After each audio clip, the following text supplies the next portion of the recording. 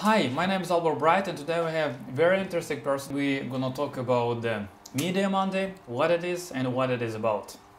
Yes, welcome. Thank you very much. Thank you for inviting me for this cool opportunity. Podcast and giving me this cool opportunity. It's the first time that I've been in. Well, not exactly. It's the second time I've been interviewed, and the first time was for a company called Computer World, which was a really interesting interview as well. That was of course on the newspaper. So this time you're gonna see all my weird facial expressions. So please excuse me for that. Unfortunately, I don't have a perfect face for the camera. Yeah. No, we have every person has a unique face.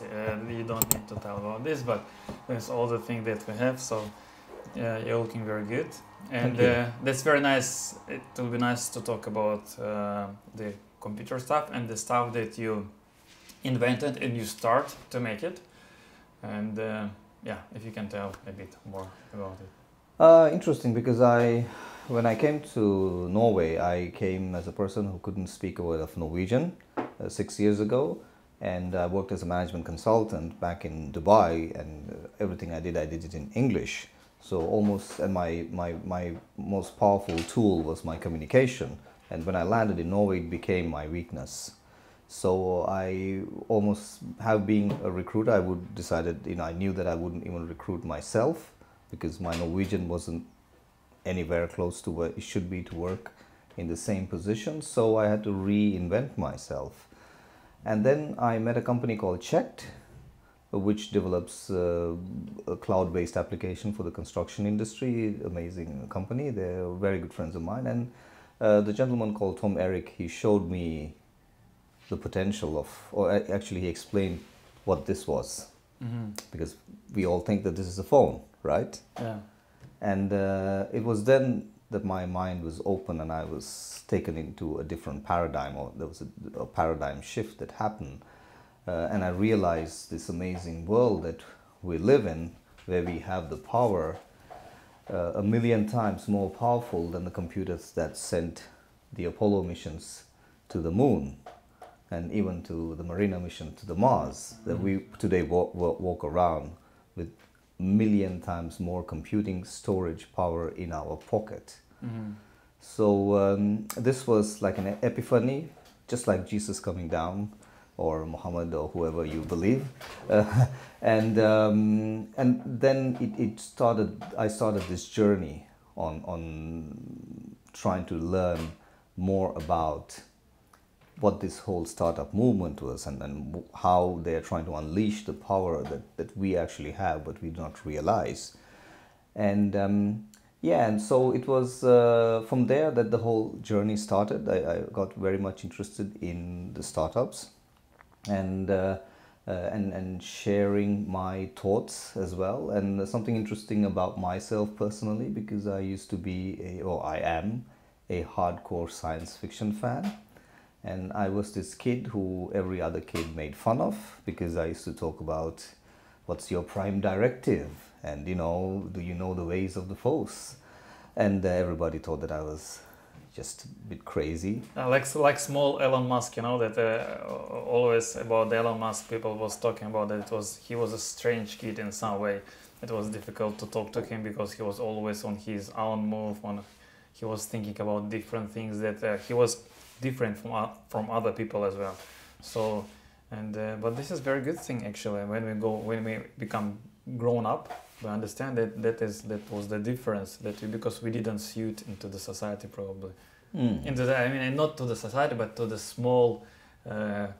We were a bit grower than we should be probably when we was child in the kindergarten somewhere. Yeah, it's very true, and I find myself very much, of course, I not even 1% of what Elon Musk is, but I find myself very much similar to this kind of person, who thinks beyond what other people can even comprehend.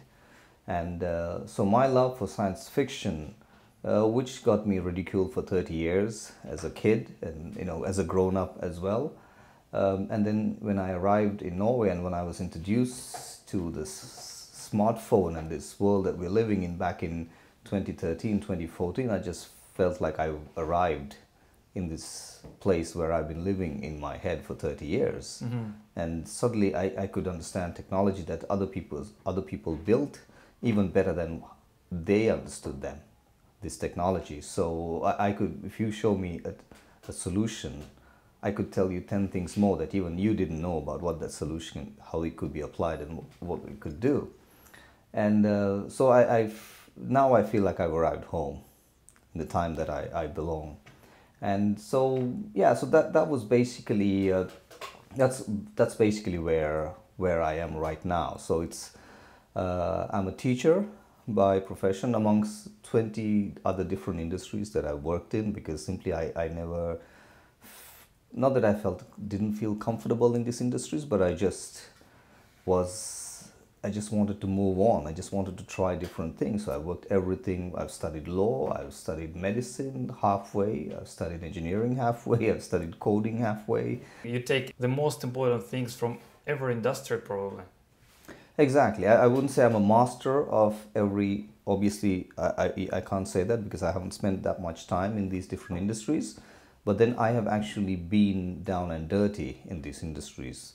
I've actually I've trained to be a chef, which I didn't complete, but I started cleaning the gutters in the kitchen and built my way up. So I even know about that and the hotel industry. I've been a radio presenter, a journalist. I studied a bit of journalism. I've been a DJ for 10 years, and I've acquired amazing knowledge and love for music all the way from the 60s all the way to today. And yeah, so having this interesting sort of accumulated this much of knowledge, today I find it very much easier to relate to any business or any business related challenge that comes up, and how to implement technology. And one of my recent endeavors, which happened because of the fact that I couldn't speak Norwegian well and I couldn't get a good job, so I had to work in a recycling plant, cleaning the plant from the ground up. But then obviously, since I have a little bit of background in engineering, and I have love for technology, I learned about all the machines. And now we're working with we are setting up a recycling industry, a very large recycling plant. So it just started because I needed a job. I need to take care of my family. And but of course, that knowledge that I accumulated there, working from all the way from the lowest possible position, and all the way up to the technical people, I found this, and beyond that, even into the marketing and the business development side of it, I found it valuable right now with what I'm doing at the moment. So for me, personally, from my point of view, I always admire people who try different things. But of course, I've done so many mistakes which I wish I could go back and correct. When I worked in the radio station, I could have learned a lot about production, where in fact, instead of doing that, I was just playing cool music and just having a lot of fun. So I think life gives you a lot of cool opportunities for you to sort of go in and discover amazing things. And if you do it with a very open and positive mind, you would see there's so much that you can learn. And these things that you learn, especially in this world that we're living in today, could be applied in a completely different way. I have a master's degree in marketing, but I never actually worked in marketing, because when you're someone who can speak very well, you automatically get sent into the sales department because you can speak and you can convince and so on. So I never really got to work in marketing. So when I decided that I had to change my career or reinvent myself, and I came to Norway because of the challenges I had, it was inevitable. I found a gap with the startups when I was working with all these startups, and I was really enthusiastic about them. Is that most startups are started by tech guys or girls, and who have no clue about marketing. They do not know how to create the traffic or generate the leads that brings in continuous businesses. And of course, because Norway is very good with seed funding, very low level funding, but there's a big weakness when it comes to funding beyond that to scale up to a bigger scale. so they don't have the big budgets to recruit a good CMO. It's way much easier to recruit a CTO than a good CMO. So then I found that I have the skill, because I have a strong background in sales, to actually promote this technology, and promote it by not just bombarding you with messages, but actually educating the people, because the technology that's been built by startups today is so advanced that 99% of the people don't even understand what they're. So that's the motivation behind what I wanted to do. So I decided, okay, I will start my own company, and I will take myself in as my own intern and teach myself. So I started as a marketing intern with my own company. Then I promoted myself to a marketing executive, and eventually a marketing manager, and now I promoted myself to a CMO. Yeah, so it's a really cool way to promote yourself, to have your own company. And so what I've achieved now is I've have a lot of organizations who are building very technical products, who have no idea about marketing or creating awareness in the market, identifying potential audiences, potential customers, and so on. So who approach me to use Media Monday as a platform to help them spread the news and generate revenue, and do a lot of other activities, such as building partnership agreements with large corporations, and so on and so forth. So and now also that's cool, because I'm seeing, because it's not just the startups which are doing innovative work right now, because even the corporates are joining in, and they are, for example, Microsoft HoloLens. Yeah.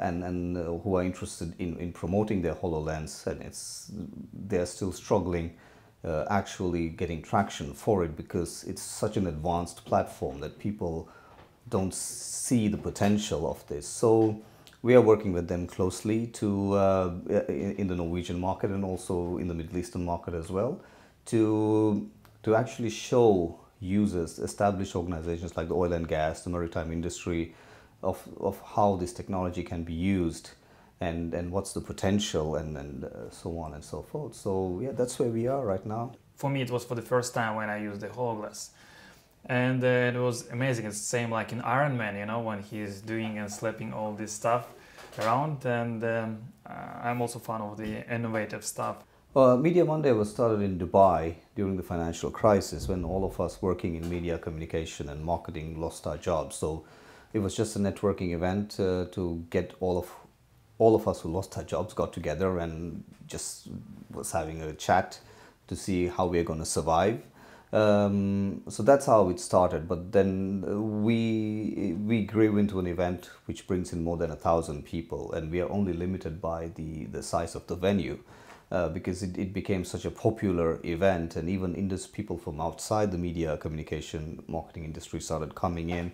So it's a huge, massive event in the Middle East, and it's spread to New York, to London as well. So, but it's just purely a networking event back there. So when I came to Norway, I found out that, you know, the culture here is different. So the mindset of networking is very not exactly, you know, that attractive to the Norwegian audience. So they wanted more content, and then obviously I found this amazing gold mine called startups and technology, and it's really cool technology such as machine learning and artificial intelligence, and IoT, big data, drones, and robotics. So this is for most people like myself, this is like a drug. We cannot have enough of this. So we started in 2016, mid 2016. It's a quarterly event. It happens 4 times a year, every 3 months. And our next phase is to have it in the other major cities in Norway, which is Bergen, Stavanger, Trondheim, and Kristiansand, as well as Arendal and Kongsberg.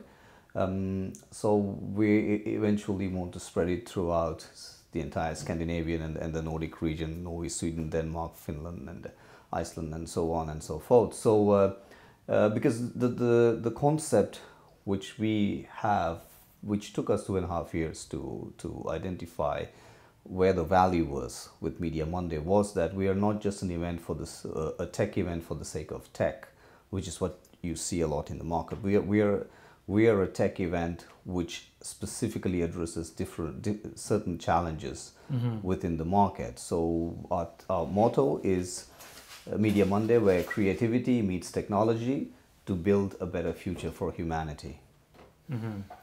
So this is one of the main purpose of the Media Mondays. Yeah, I think people are really scared of tech right now because everyone is talking of artificial intelligence and robots taking over their jobs and so on and so forth.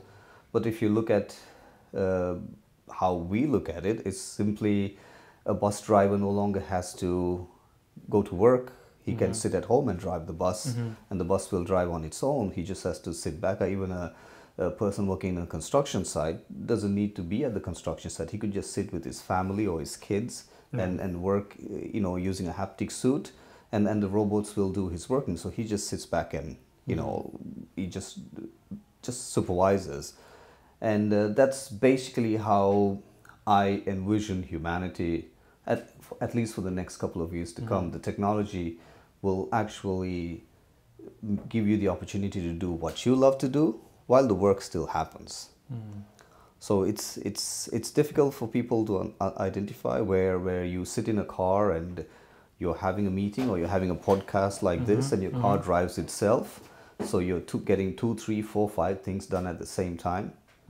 So our productivity goes through the stratosphere. So we arrive at a time zone beyond 2019, or we actually arrive at 2019.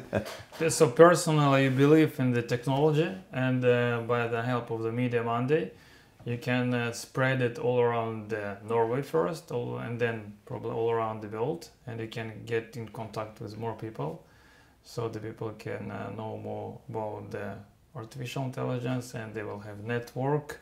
So if they will have network, maybe they can create something new.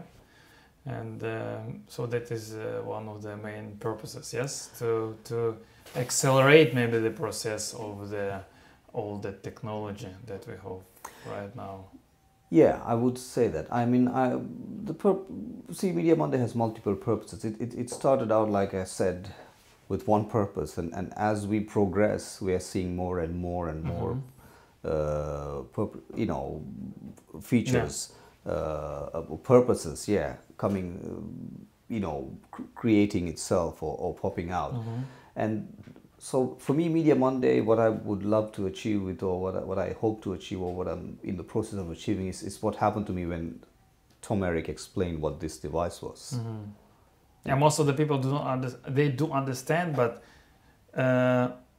like president of the new president of Ukraine, and he just told on his election that he wants to make government in a cell phone. So it means that right now even the people see that the whole everything is in your telephone, and this is same stuff that happens with me, and also, as I told with other people, like even the president sells to whole country that it's gonna be the whole government gonna be in the cell phone, and he's telling that, for example, when there's a parliament elections, and he says that in the telephone that every person can press the button and vote, for example, for any law or something. And this is actually, yes, I'm agree, this is the future. And in my way, it's also very, very interesting and inspiring. It's very true, because just take that specific point. If you want to vote from this specific, and your phone knows exactly who you are, it has all of your information, your personal ID, your bank ID, and all the other identification ID. Plus, it has the date, it has the time, it has your location. So if somebody wants to fake that, and it has your fingerprint reader, it has if you're using the same tech as iPhone, it has your facial recognition reader, your iris reader. So it is going to be extremely hard for somebody to fake all this. To basically sort of distract this election. So and there are other features that we still haven't even thought of. So if somebody really wants to fake you and do a fake vote, they have to have a supercomputer. Yeah, that will be much more difficult. Yeah. Then another thing coming out that cybersecurity should be very hard, and there are more jobs should be in cybersecurity, and more people should care about it, because if they can possess your telephone or your computer, that everything is gone. Like in the future, like in the movies that we see about the future, that they can delete everything from the computer, and you are nothing. You are like no one. So this cybersecurity is also very important, as I understand. It is very important, but then if you have very creative ways of authentication, now we have two-factor authentication, but if you have, as I told you, 10-factor authentication, so someone who's actually trying to hack in to your system where you have 10 parameters, from your face to your eyes to your voice to your fingerprints to your skin color to your location to your time to your date to everything else, the Wi-Fi that you're connected on, and whatnot, then you would see they need a supercomputer to hack into your system. So the problem is people still are stuck in 1919. They have a 1919, a 100-year a mentality that's 100 years in the past, and they do not see this. But if you bring yourself into the century we are living in, then you will see the potential, and then you will see how easy it is to protect yourself. Of course, it's going to be a little uncomfortable. You have to show your face, you have to speak, you have to put your finger there, you have to do all sorts of weird stuff. Most probably as we go, we have other detections which can detect your breath and whatnot. So once you consider all these authentication factors there, if you're going to access, so good luck to anyone trying to hack into your system. The last comment about this, I agree. I've been also talking with the cybersecurity guys, and one of the most important thing that you need to know and you need to protect yourself is to be aware that you can be hacked. So when you're aware of it, like you need to be aware of it every time, then it's possible to avoid. So it means that you will need to use two-factor identification and other stuff. But thank you very much. That was very nice to talk to you, and also about the Media Monday. I'm totally agree, and I hope to participate at Media Mondays, because this is the network of the things that are very important for the people who is in IT, virtual reality, cybersecurity, everything what is connected with the gadgets. So welcome everyone to the Media Monday. You will really like it, because this really amazing job that is done today, and especially in Norway. So yes, thank you. It's my pleasure. Thank you very much, and all of you are welcome to Media Monday, and you can go to Media Monday Oslo on Facebook. Just check the link below and have a look. And if you have any questions, you always can get in contact with me or with him. Thank you.